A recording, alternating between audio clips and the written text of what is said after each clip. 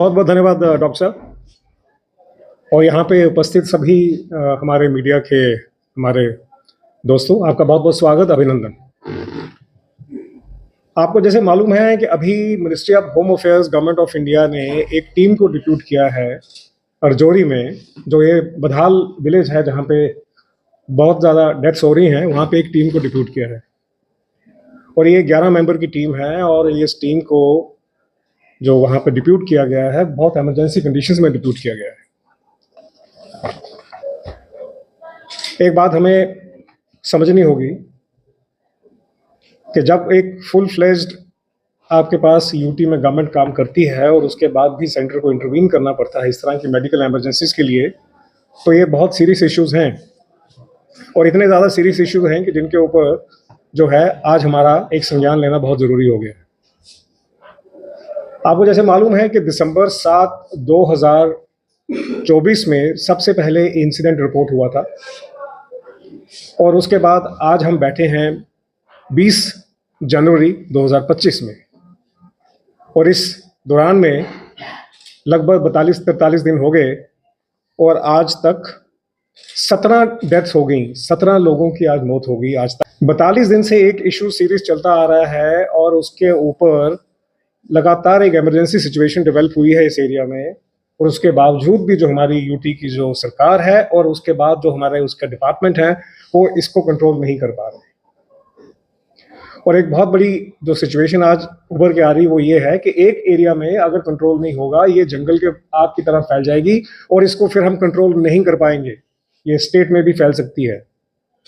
सवाल ये है कि हमारे पास एक फुल फ्लेज जब डिपार्टमेंट्स हैं तो वो अपने क्या वो इतने इनकॉम्पिटेंट हैं कि वो क्या इसको नहीं कंट्रोल कर सकते, क्या इसके बारे में नहीं कर सकते? हमें सेंटर को इंटरवीन करना पड़ता है हर छोटी छोटी बात के लिए। लेकिन सवाल सिर्फ ये है कि जब ये लोग सीरियसली किसी सिचुएशन पे काम नहीं करेंगे तो सेंटर को इंटरवीन करना होगा, क्योंकि हम अपने माननीय जो हमारे सिटीजन हैं उनको किसी की मर्जी पे नहीं छोड़ा जा सकता।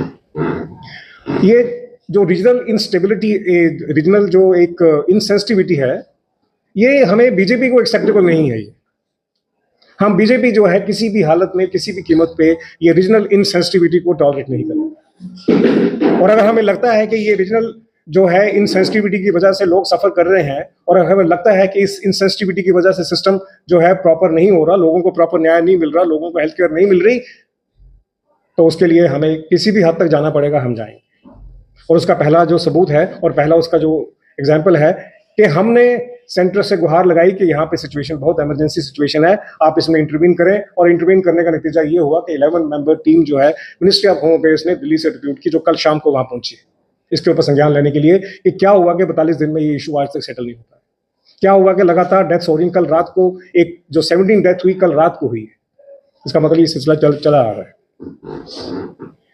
अब सवाल ये है कि ये जो गवर्नेंस मॉडल है, जिस मॉडल के ऊपर ये काम कर रही है यूटी की गवर्नमेंट, ये गवर्नेंस मॉडल जो है, ये शायद उनको मालूम होगा कि वो किस तरह से इस गवर्नेंस मॉडल को चला रहे हैं। और अगर इस गवर्नेंस मॉडल का मतलब ये है कि आप एक रीजन को इग्नोर कर सकते हैं या आप उसकी सेंसिटिविटी को समझ नहीं सकते हैं, तो हमें बीजेपी को इसके बारे में, जो जैसे मैंने कहा पहले कि हम इसके बारे में बहुत सीरियस संज्ञान ले रहे हैं।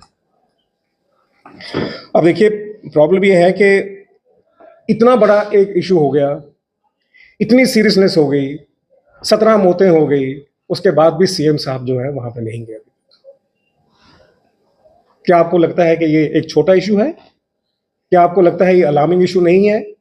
क्या आपको लगता है कि इस इशू में क्या इतनी गहराई नहीं है कि सीएम साहब जाके वहां खुद देखें? और जब सीएम साहब सीरियस नहीं है, जब सीएम साहब जो है वो खुद इसके बारे में प्रॉपरली सीरियस नहीं होते, तो उनकी टीम भी सीरियस नहीं होती।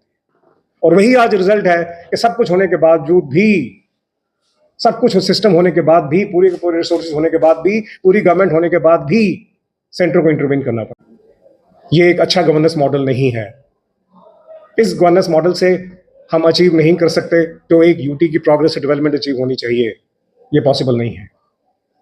सीएम साहब को समझना होगा कि अगर इस तरह के सीरियस इशू है तो as a team leader, as a head of the state, as a head of the UT, he should be there. उनको वहां होना चाहिए, उनको वहां अपनी टीम को लीड करना चाहिए, उनको वहां पे अपनी टीम को जो है एक डायरेक्शन देनी चाहिए। ये डायरेक्शनलेस सिस्टम चल रहा आ रहा है, डायरेक्शनलेस टीम काम करती है।